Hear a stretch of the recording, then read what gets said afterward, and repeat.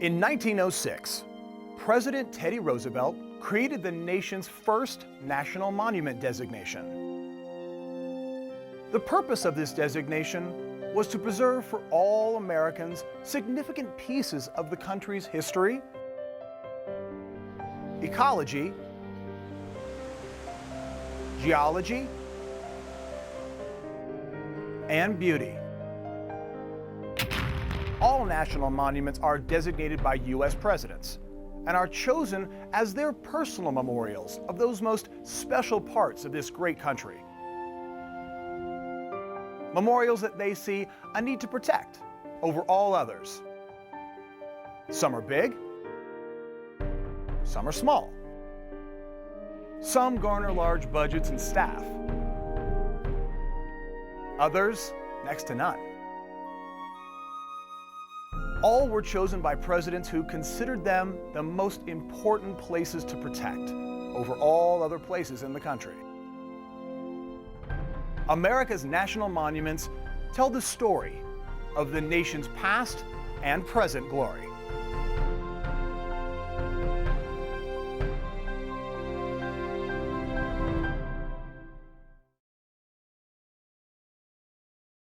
Hello, I'm Jordan Murphy, and I'll be your guide as we visit 12 national monuments located in America's southern states and territories.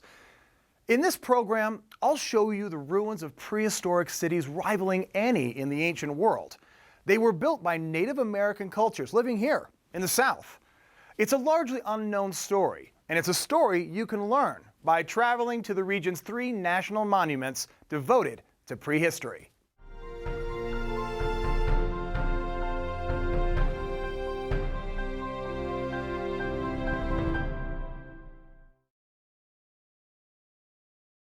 Archaeologists are only now realizing the true engineering wonder that is Poverty Point National Monument. It's the oldest city on the North American continent.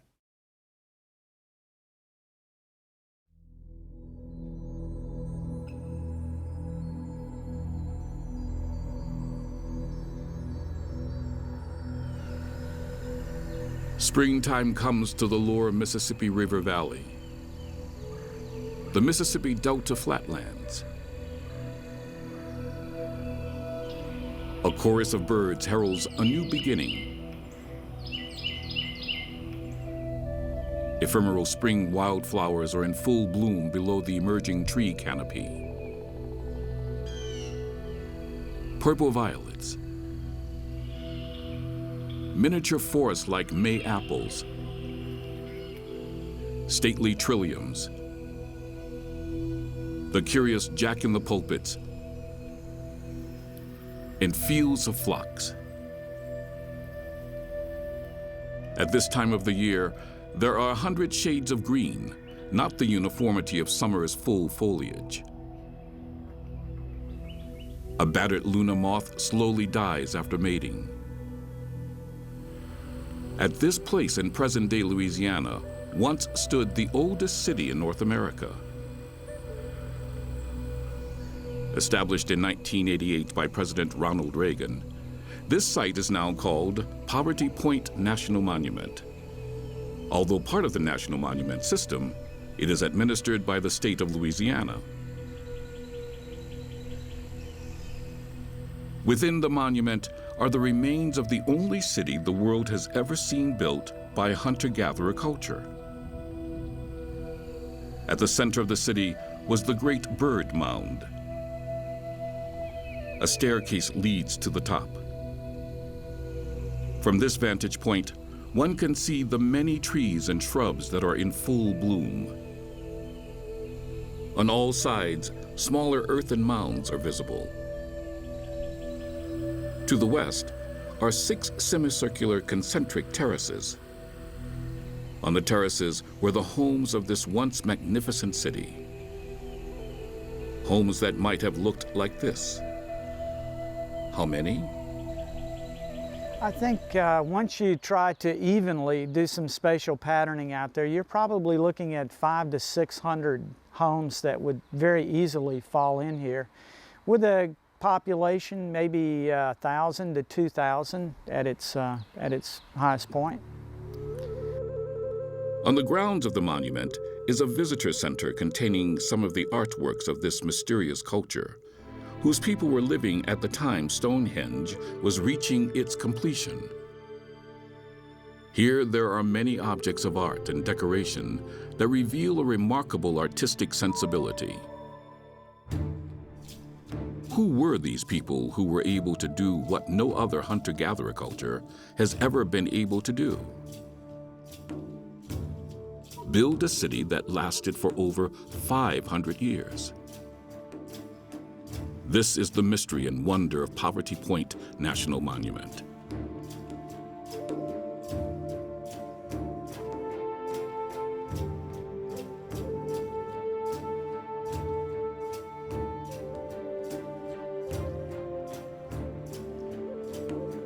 Sometime around 5,000 years ago, a group of Native American people, known today as the Poverty Point culture, lived along the lower Mississippi River and developed a unique ethnographic identity. They hunted upland game such as deer with stone-tipped spears hurled by an atlatl, a device that looked like this. They fished the adjacent rivers and lagoons. We know this from the beautiful plummets used to lure their nets. And they gathered roots from the plants growing in the nearby swamps. Then these hunter-gatherers embarked on something never done before. They figured out how to build a city built according to a master blueprint. So they're choosing this spot. Again, it all comes back to food. For me, the story is how they sustain themselves. And in an abundance when you consider the massive earthworks, because these folks weren't just sitting around taking it easy. You know, they're moving probably 1 million cubic yards of earth out here, which is a Corps of Engineers sized project. So there has to be enough within this environment to fuel that kind of an economy and corporate, work that they're doing. The scale of what these people did was staggering. The city was formed by 6 concentric earthen embankments that now stand 6 feet high and are 140 to 200 feet apart. They are separated by ditches or swales where the earth was removed to build ridges. From end to end, the outermost terrace is 4,000 feet in length, the inner nearly 2,000 feet. The terraces are divided into 6 sectors by 5 cross-cutting aisles or corridors. In the middle is a vast central plaza. Surrounding the terraces are 5 earthen mounds, including the giant bird mound. Centrally placed, the bird mound is over 75 feet high. From head to tail, it is 710 feet long, and from wingtip to wingtip, 640 feet. When archaeologists took aerial photos, what they saw were clearly the remains of a city built of earth. It just didn't seem possible. Throughout all of human history, advanced agriculture had always been necessary for cultures to move from nomadic to urban societies.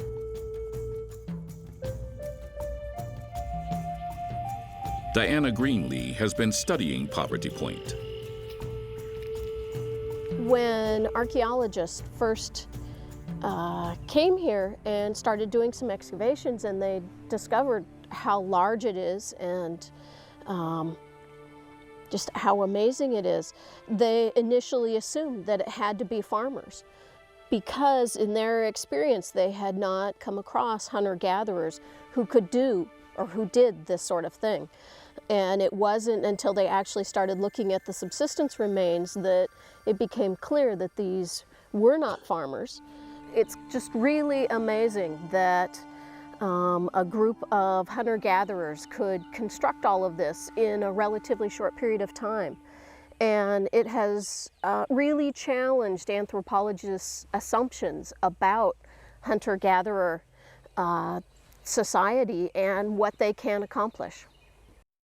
Although no burial remains of the Poverty Point people have ever been found, many trade goods from thousands of miles away have been unearthed. This was clearly a trade center of great power existing in North America long before the birth of Christ. In addition to these trade goods, many small objects of art have been found. Beads, pendants in various geometric and animal shapes, hundreds of small decorative ball objects, effigies and drawings of cats and owls, a fine collection of spear points, and most remarkably, small female figures baked from clay. Poverty Point National Monument truly is one of the great wonders of the ancient world. However, that this city is found on the delta of North America's greatest river, the Mississippi River, is not a surprise, as many of the world's early civilizations were located on river deltas.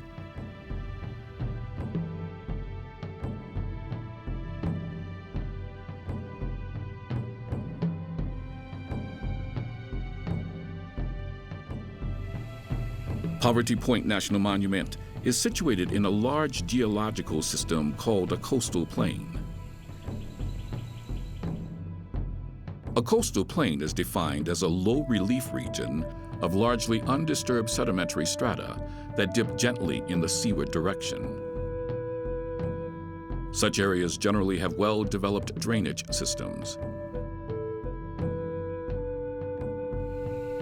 The Gulf Coast coastal plain, which extends from the Florida Panhandle to Texas, is influenced by the Appalachian and Ozark mountain ranges.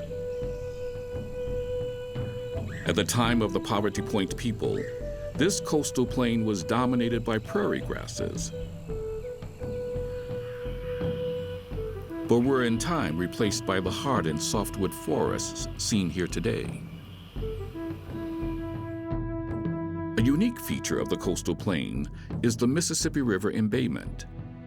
It represents a break in the former continuous Appalachian mountain chain. When the supercontinent of Pangaea pulled apart 95 million years ago, it created a tectonically active rift valley. That valley is where the Mississippi River flows today. It is the most important continental drainage system in the United States. Indeed, all rivers east of the Rockies and west of the Appalachians flow into the Mississippi River. Nearing the Gulf of Mexico, the river flow slows, dropping vast amounts of sediments in a plumed-shaped formation called the delta. The delta is characterized by shallow tributaries and swamps. It was along the banks of the Mississippi River near the delta that the Poverty Point people chose to build their fabulous ancient city. But don't expect to see the Mississippi River near the ancient city today, as the Mississippi's channel and delta are ever-changing.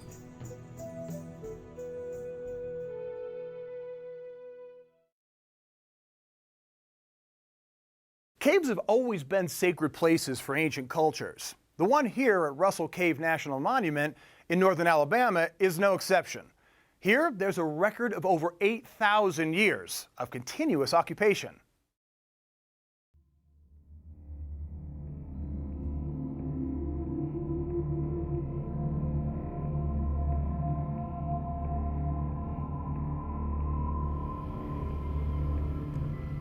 The monument sign marks the entrance to the most unique archaeological site on the North American continent. Russell Cave National Monument is tucked among the woods and rugged hillsides of the southern Appalachian Mountains in northern Alabama. It is part of the forested Cumberland Plateau. Here loblolly pines soar skyward. Here, rapidly dropping streams and rivers begin their journey south to the Atlantic Ocean.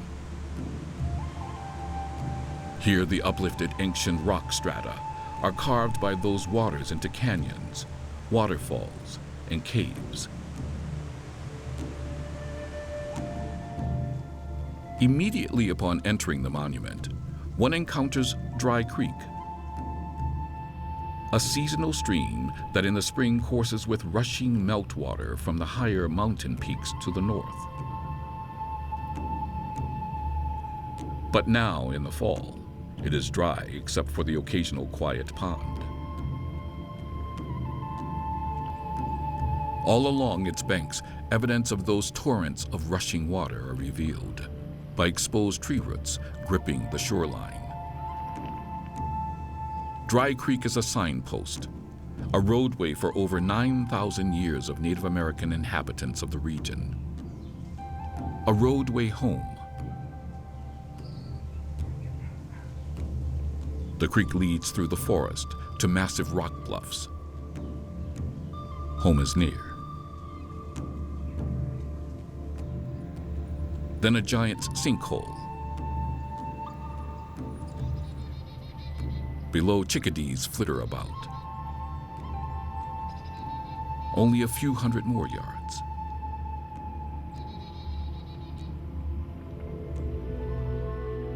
Now the bubble of clear, fresh water. Spring water. And then the welcoming rock shelter. Home and witness to every prehistoric Native American culture that lived in the region. Designated a national monument by President John F. Kennedy in 1961, today it is known as Russell Cave. Walking along the boardwalk that now leads to the cave is Park Ranger Larry Bean. There's also the spring that's right in front of the cave, and this spring is a part that actually played a big part in making people come to Russell Cave. They had a shelter, they had a spring, and it was along a path where they could find it if they followed the creek. Indeed, Russell Cave contains the longest record of continuous human habitation in the U.S. Inside today, there is a reconstruction of some early cave residents. There is a magical feeling standing inside this cave, looking out as thousands had done before. It's a feeling of being in a protective womb. The cave is constantly changing. The cave itself has the condensation of the moisture on the rocks. On a cool day, the rocks cool off, and on a warm day with the high humidity, the rocks condense moisture like a cold drink, and that moisture will run to the low points and come to a drip mark, and that makes the drip marks in the floor. The droplets that hang there for a long time, and especially the ones that may seep through the limestone and pick up lime, they actually pick up enough calcium to hang there and evaporate and leave a little bit there, and those formations form over a long time period. The drip marks are only the latest stage in the cave's long geological history.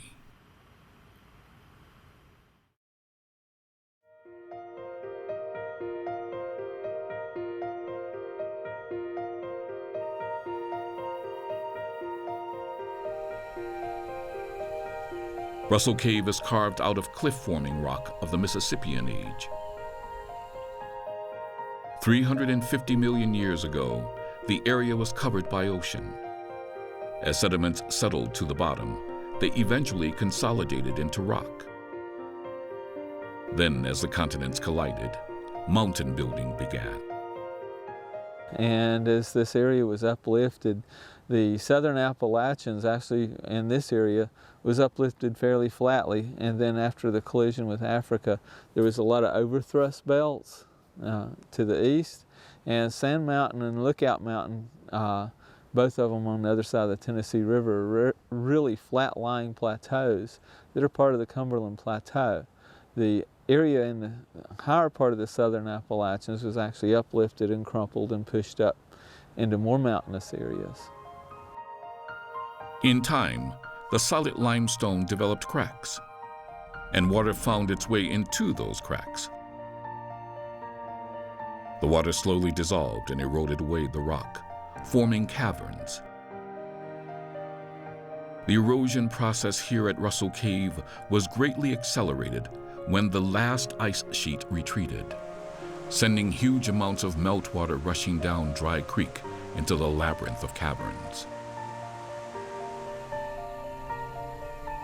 Then sometime around 10,000 years ago, the roof of the cave collapsed right here, creating this giant sinkhole, which is visible in front of the present-day cave entrance.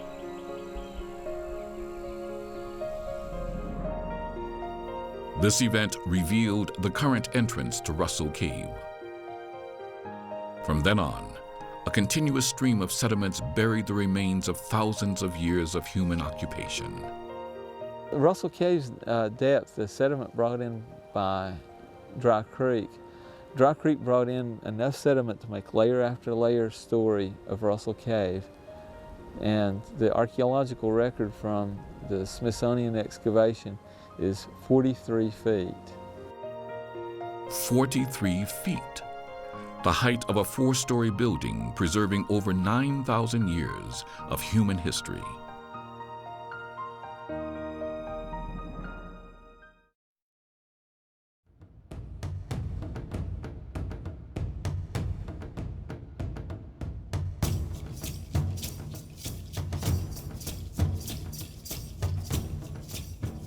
In 1953, a trail of Native American artifacts led to a cave hidden in a forested area adjacent to a farmer's field in northern Alabama.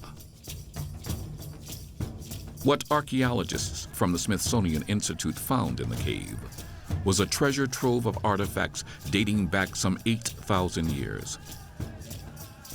They found spear points, tools, and bone fragments from each of the successive Native American cultures, beginning with the mammoth hunting Paleo-Indians. These nomadic hunters were replaced by the people of the Archaic period. The Archaic period at Russell Cave contains almost every culture from around 8,000 or 9,000 years ago up till the Woodland period.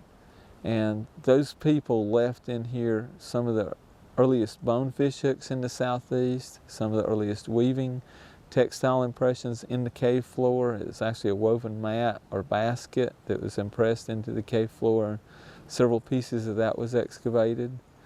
The earliest human remains in Alabama came from Russell Cave. The archaic hunters were experts at using the atlatl, a device engineered to throw a spear accurately over great distances. Russell Cave Ranger Larry Bean demonstrates how the atlatl works. This is a cane spear. The river cane was a native plant that was used in the southeast, at least in the later time periods. We don't know what all the spears were made out of, and many of them probably were made out of hardwood. But at Russell Cave they had reloadable spears, and they had a 4-shaft main shaft where they could clip them together. And the way the atlatl works is at Russell Cave they found deer antler hooks, deer antler handles, and stone weights. Now I have one of the simplest atlatls you can make. It's fork on a stick, and you just sharpen one end so that it fits into the bottom of the spear. You take that and use that as an extra leverage, so that hook actually launches your spear and gives you a longer arm and more leverage.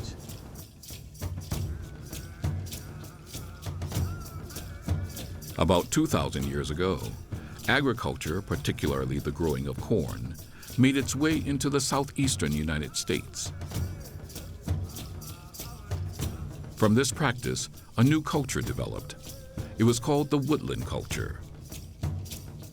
At Russell Cave, the woodland period begins with the advent of farming, bows and arrows, pottery, not necessarily in that order, but the people's culture changed and they started developing a group organization. And they still use the cave extensively here, sort of like it was too good of a home to pass up. They had storage pits in the woodland period fairly extensively. The pottery here, we have over 13,000 potsherds, they range from the size of a dime on that, probably. Many of the cultures of the woodland period, almost all of them are represented here. The last prehistoric period here was the Mississippian, the time of the great walled cities and ceremonial mounds. But by this time, Russell Cave was only visited by the occasional traveler. Still, nowhere else tells us more about the early Native American people who occupied the historic South for over 12,000 years, better than Russell Cave.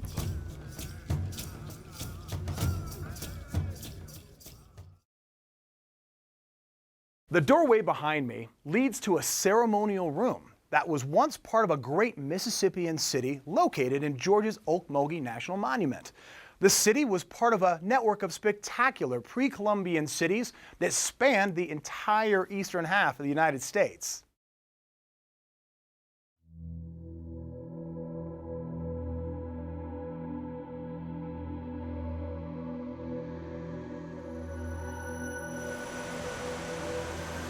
Rivers that begin as raging torrents pouring out of the Appalachian mountain chain suddenly slow. These rivers, such as the Okmulgee, have just crossed the dominant geographical feature in the Old South, the fall line. Now turtles sun themselves on sandbars as the rivers continue their leisurely journey to the Atlantic.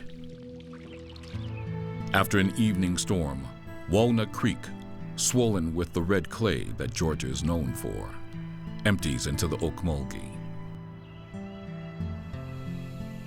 Nowhere in the south is the fall line, the division between the rolling hills of the Piedmont to the north and the coastal plain to the south, better represented than at Okmulgee National Monument.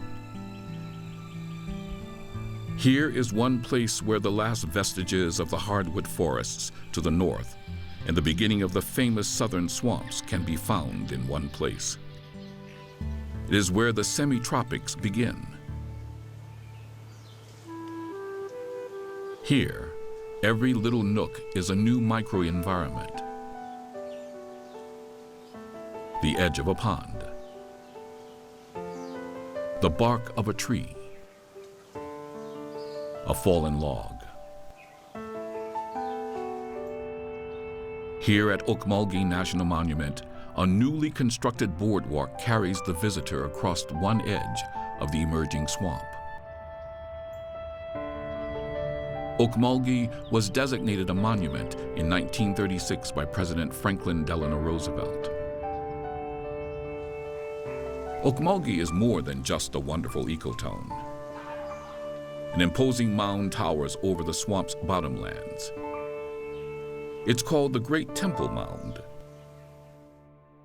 Okmulgee National Monument also preserves what was once an ancient city. We are in the middle of a large village.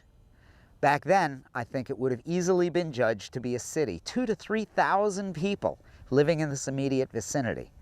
And from this, we can learn a lot about how they were organized socially. How were their buildings arranged in groupings? What was the relationship of the houses compared to spiritual places and political and social gathering places? One of those special places is a reconstructed earthen lodge, the ceremonial building where the ancient city's people and spiritual leaders met to conduct business and perform religious ceremonies. Inside, a large bird effigy was carved into the lodge's 1,000-year-old floor. The people that lived here were part of the Mississippian culture that formed a vast interconnected network of cities, spanning the entire eastern half of the United States. Inside the visitor center at Okmulgee National Monument survives one of the finest collections of Mississippian pottery. A particularly prized piece is called Little Boy. It is not surprising that these Mississippians built their city here on the banks of the Ocmulgee River. All Mississippian cities were built on rivers. In particular, the people living here must have been able to exploit the rich biodiversity of the ecotone. We now know that the Mississippians were as advanced as any civilization in the Americas at that time.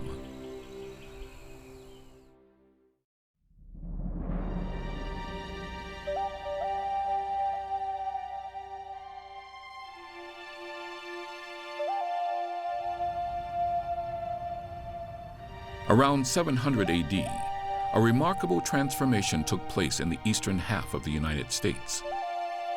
Stephen Rudolph has been studying this change in the Native American economy. The Mississippians showed up around the year 900, and they arrived with a different cultural idea. Agriculture as a main function of the society. Corn, beans, and squash, the three sisters. Those three agricultural products change a culture dramatically. They allow your children to grow up more healthy. They allow the older folks to live more successfully and pass on the knowledge they've gained. And it becomes a dependence on that agriculture, which is generally an advantage to the society. We also found a trade network that comes with these Mississippian people that extends throughout much of this part of the country. And so we look at that as an idea rather than a simple idea, a very complex idea. The people who are here were part of a much larger society that stretched up and down the entire Mississippi all the way to the coast. This remarkable network of cities could almost be viewed as a trade empire. Its capital, called Cahokia, was a city of over 20,000 inhabitants near present-day St. Louis. A typical Mississippian city looked something like this. Laid out as a rectangle, the cities were usually walled. Outside of the palisades were the agricultural areas. Unlike European cities, at the center was a large open space, common grounds where games could be played. On one side of the open space were the living quarters of the average citizen. The other side was reserved for the elite ruling and religious classes. Finally, every city had a number of large pyramidal, ceremonial, and burial mounds. Structures that, if they had been made of stone, would have been among the great wonders of the ancient world. We now know something of how these people looked. They drew themselves on seashells. At Ocmulgee National Monument, archaeologists have reproduced a number of these drawings on a backlit glass screen. At about the time the Europeans arrived in the New World, all the great civilizations of North America were in decline. Still, when Hernando de Soto on his journey of discovery in 1539 encountered Mississippian cities, he described them as urban complexes of incomparable splendor. His descriptions were thought to be pure fancy. We're just beginning to understand the remarkable accomplishments of the Mississippian people.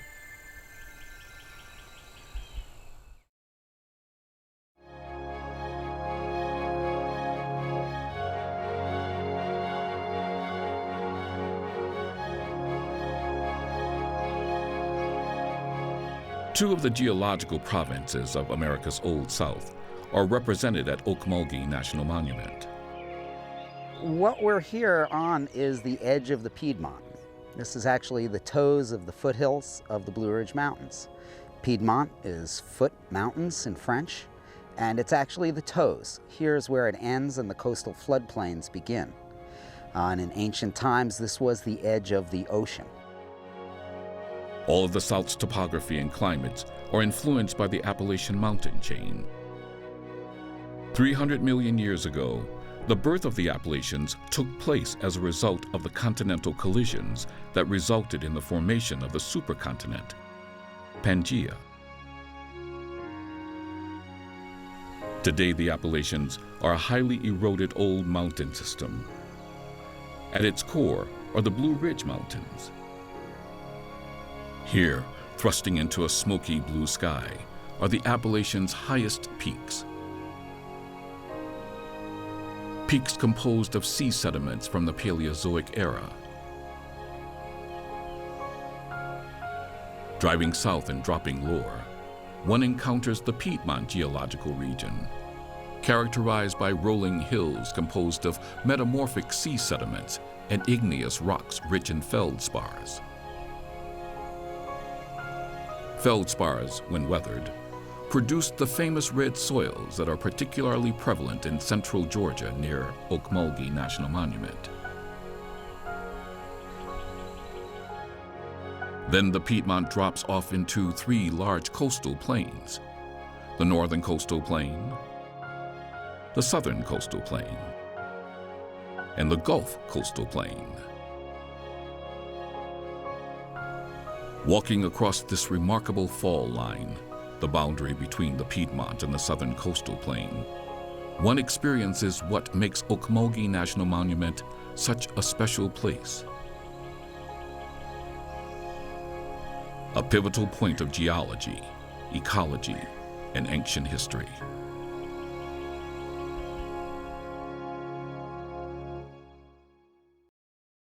Thanks for joining me on our trip through the Southern Prehistoric National Monuments. I'm Jordan Murphy.